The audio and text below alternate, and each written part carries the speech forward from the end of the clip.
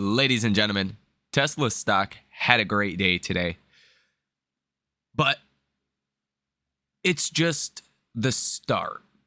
Okay. This is a video for everyone, obviously, that is interested in Tesla, but I want to address this specifically to the bears for a moment, to the people that get shaken or shook by any negative headline. I want to point this out. Last night, Israel attacked Iran. Oil prices were up 11% in overnight trading. Tesla stock was down 3+% in overnight trading. Today, what happens? Tesla stock soars. The markets recover. And in the end, it's really not nearly as bad as it initially looked. That is an you can look at that and see the strength. It's kind of like when someone, says something good or that you like or that you want to hear, and then they go and do the opposite. Okay? This is kind of like the reverse of that. Like you got bad news, whatever, and then markets actually did quite well relative to that bad news. It's a sign of strength and a sign of what could be to come. Now, over the next 6 months, 12 months, 18 months, 24 months, ultimately the next 5, 10, 15, 20 years, do you want to look back and say to your kids that you were at the forefront of the AI revolution? You were the founder of that, or in the founding age of that, and you missed it? Probably not. At least I don't want to miss that. Tesla stock is still dirt cheap relative to where it's going to be 5 years, 10 years, 15, 20 years from now. I can say that with a degree of confidence like that is unmatched with other stocks. Okay? I'm not a financial advisor. I'm not a financial planner. I don't know the executives at Tesla. Okay? Do your own due diligence. Come to your own conclusions. I'm just sharing my thoughts here. Okay? I think over the next 6 months, people are going to be very surprised with the rally we see in Tesla. Okay? Because part of this is Tesla. Part of this is the economic backdrop, the broader market backdrop. One thing you guys got to keep in mind is stock valuations tend to go off of many different things, right? Just for an example, if a 10-year treasury is paying you 1% versus a 10-year treasury paying you 5%, in which one of those scenarios is Tesla stock going to be valued higher? Okay, you would think a 10-year treasury yield has very little impact to how investors value Tesla. You'd be wrong, right? It makes all the difference. Okay, Tesla stock being in the 300s, as things like the 10-year treasury are almost 4.5%. The Fed not really in a rush to cut rates, still a little bit of an inflation problem, economy just kind of growing at trend, maybe below trend a little bit. Imagine what happens over the next 6 months as inflation dies, the economy reaccelerates, the Fed cuts rates, and we have a focus on AI. It was actually Bank of America that 2 days ago, this comment really stuck out to me. Bank of America's CEO said that companies are hesitant to invest capital in everything besides AI.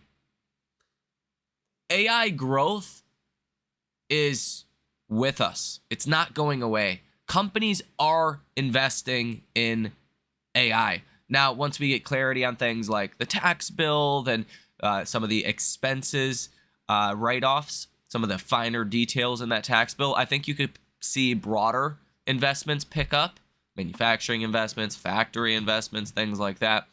But for now, one thing is certain: AI is alive and well.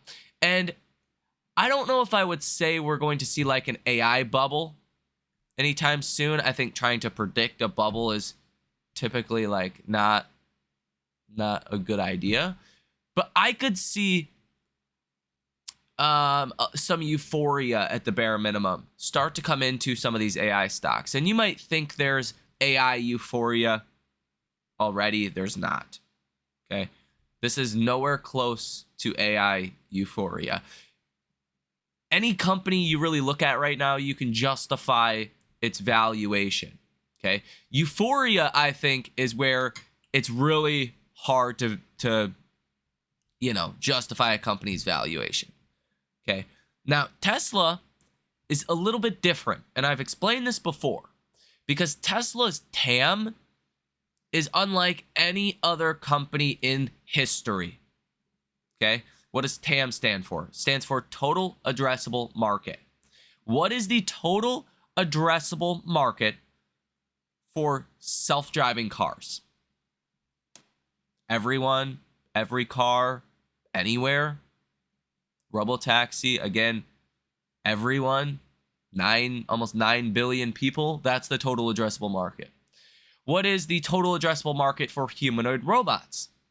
Well, 9 billion, potentially, people wanting one, plus hundreds of millions of others that will be needed globally, if not billions globally, over the next couple of decades. Okay? Guys, you don't even want to try to put numbers on that. Numbers on that, like, I don't even know if there's enough resources on this planet to make the numbers make sense for that, okay? I don't know if there's enough steel or metals to produce as many Optimus robots that we would need, theoretically, decades down the line. I'm sure we'll figure it out, recycle, blah, blah, blah. Point is, the total addressable market is almost like you can't even calculate it. Kathy Wood says the robotaxi market for Tesla could be $10 to $12 trillion. The Optimus opportunity could be $27 trillion. Now, that would add to global market cap, those numbers. You're looking at, the market, the market opportunity in the tens of trillions of dollars. Okay. How do you limit Tesla? How do you say, yep, $330, that is too expensive for Tesla? It's not. The only difference is you need people to actually believe Tesla will solve robotaxi at scale and be successful. And you need people to understand what Optimus will be like in the future. And I think that's why Elon kind of every earnings call focuses on both of these two things.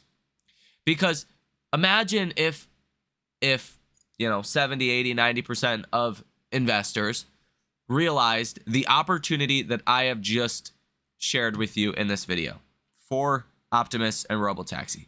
Tesla could be a $5 trillion stock right now, and nobody would really bat an eye. Because over the next decade, the opportunity is much larger than that. Okay? The only differential right now, and I want to say this right, is not everyone believes robotaxi will be successful and Optimus will be successful. I believe over the next 6 months, it is going to become decisively clear, I shall say, that both of these endeavors are going to be successful. We're going to see a lot of improvements in both of these.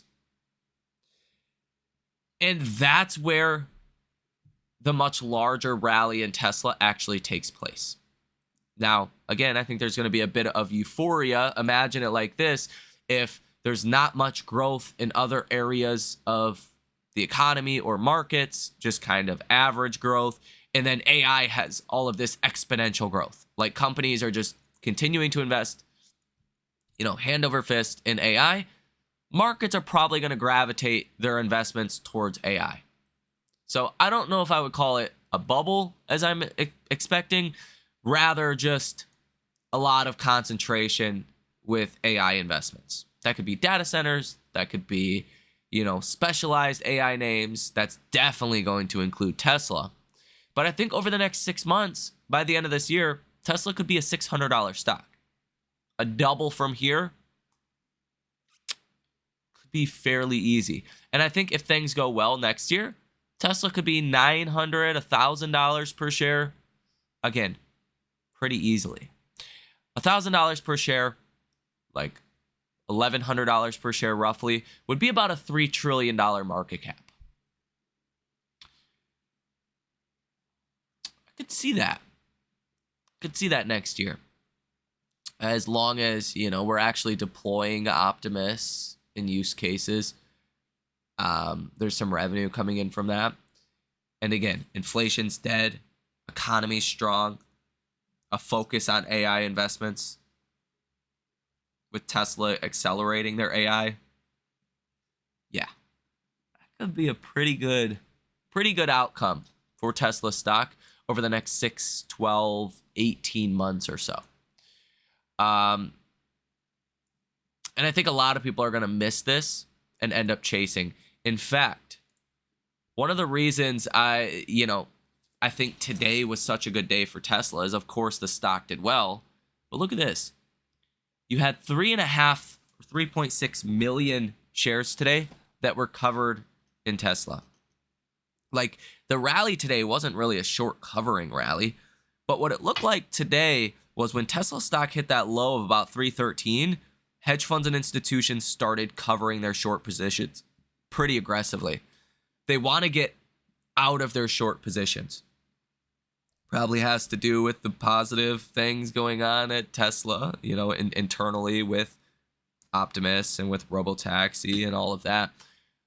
It's a pretty good sign that Tesla stock is going higher from here.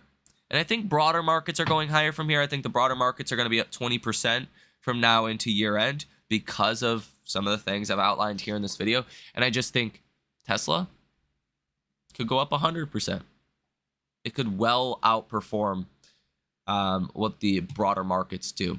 Now, take a listen to this clip from CNBC and Ryan Dietrich. He says the bull market is alive and well. In fact, recent data suggests that this could be the start of a new bull market, even though he thinks we've been in a bull market since October of 2022. Data suggests this is actually a new bull market. Uncertainty behind us, or should investors expect more bumps ahead? Well, joining us now, Carson Group Chief Market Strategist Ryan Dietrich and BD8 Capital Partners CEO Barbara Duran. It's great to have you both here.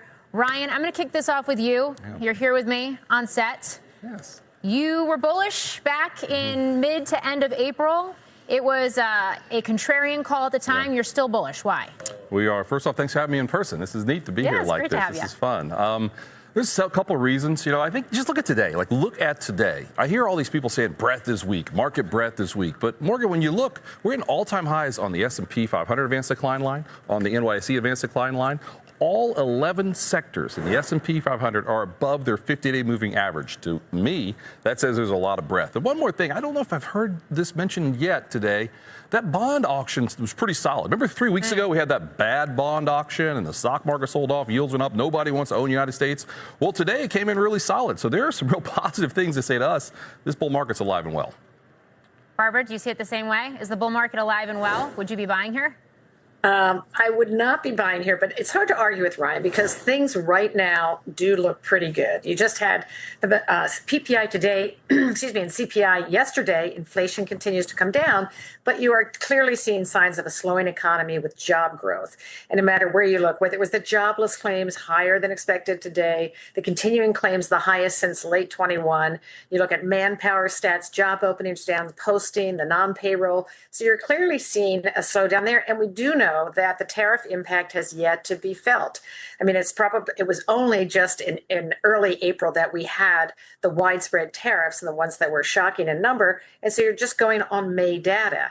And a lot of companies did do forward ordering, so they have their inventories. And if you listen to the Beige Book, the Fed Beige Book last week, they talked about anecdotal talks with businesses who said they expect to be able to pass costs on by August. So we haven't seen it yet, and we don't know what the impact will be, which is why the Fed is on hold and why they're saying we need to see more. But right now the market could move higher, but at 22.5 times forward earnings, I don't think there's a lot of upside. And again, with all the uncertainty still out there, I find it hard to see that there would be new highs in the market as on the indices. We just had 2 straight days, Ryan, of encouraging inflation data. Jobs, and I realize continuing claims came in higher than expected today. We've been seeing that. But in general, the hard economic data has been solid. Is that an encouraging trend, or is it the calm before the storm? Barbara brought up some great points here. There are clearly some cracks. Like you said, labor market, maybe there's some little cracks in the foundation, but overall, we think the economy is still pretty solid. The consumer is still solid. Look at confidence, right? Consumer confidence recently jumped, small business confidence jumped, and CEO confidence jumped. I know before I came on, you teased the up 20%, so I'll talk about that for a second. S&P is up 20% the last 2 months off those April 8th lows. We know that. Only 5 times in history have we found the S&P 500 up that much in a 2-month period. Off the lows in 74, off the lows in 82, 2009, 2020, and then late 1990s in. And what I'm getting at, this blast of strength that we've just seen is not consistent with a short covering rally or, just this bear market rally. It looks to us like, I know it sounds weird to say, like almost like the start of a new bull market. I would disagree. I think we've been in a bull market since October of 2022, but we're just getting going again. And this still looks really solid to us. Barb, I want to get your thoughts on tech and what we've seen, whether it was Oracle yesterday. We just got some pretty strong results from Adobe that the market does seem to be digesting. Microsoft trading at a record high. I could go down the list. Yeah. Well, I think all these companies, what they have in company, it's really the AI play. And that was even with Adobe was the big question. They're adding generative AI into all their products. They're sort of phasing it in and trying to scale it up. And so as we talked earlier, we haven't seen the in-depth numbers here, but that's what's happening. And with Oracle, IBM, they're really getting it right. And the demand, and so many people have said, and I agree, that we are in the early innings of this AI phenomenon, where people are still figuring out how to apply it, and where they are seeing big efficiency and productivity improvements with their businesses. So I think that continues to be, and will continue to be, the underlying theme, and that will ramp up. And I think these companies have a lot of them have long runways of growth. Let me know your thoughts on all of this down below in the comment section. Have a great rest of your day, and I will see you in the next one.